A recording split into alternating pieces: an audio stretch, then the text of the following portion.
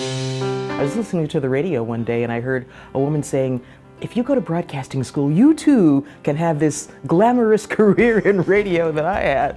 And I said, that doesn't sound half bad. Her voice reflects the most pure heart, the most caring, loving person that she is, and it just comes out in her voice, and I find it to be mesmerizing personally. That voice, that sumptuous voice. Everyone knows Dee's voice. Dee, she's the voice. In 1976, it was just a part-time job doing jazz hosting for a small daytime AM station, and I was still going to school at Cleveland State, trying to figure out what I was going to be when I grew up. 40 years later, I realized, wow, that was a career.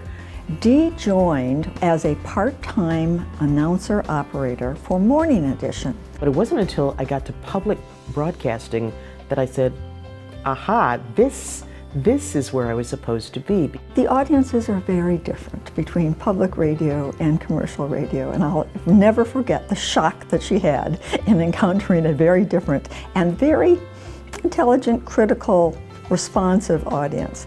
It celebrated good writing.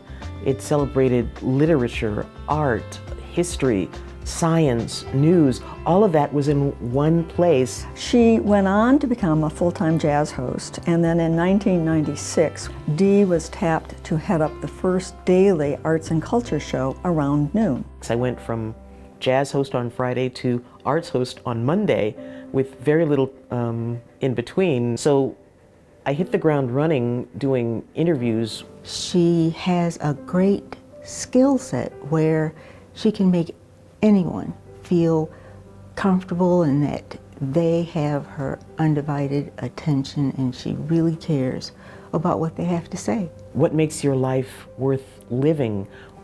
What struggles have you faced? What obstacles have you overcome? What triumphs have you had? I realized we were telling universal stories. We were just doing art to tell those stories. She has actually interviewed a Habsburg Duke, and she has interviewed people who are doing graffiti art. She can talk to anybody. They call us at the station and say, if it hadn't been for Dee hearing it on her show, I would never have known about this opportunity. Cleveland has a really open arm kind of approach. It's easy to find your tribe, to say, this is something that I like, whether it's poetry or painting or dance. You can find the people who are doing what you want to do and be part of that by just saying, you know what, I'm interested, I want to volunteer, I want to watch, I want to help. I really don't think our art scene would be as dynamic or where it is if Dee hadn't been such a great proponent and advocate for the arts through her great journalistic skills. Dee has really opened the doors for many new forms of programming.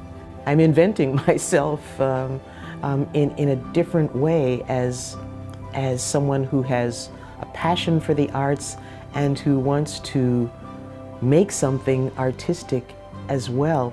And so to receive an award for what I've done up to this point is exciting, because it says we acknowledge that you've made a difference in the community. She's just a wonderful human being in every way, and she's one of those people who's helped so many other people with their careers.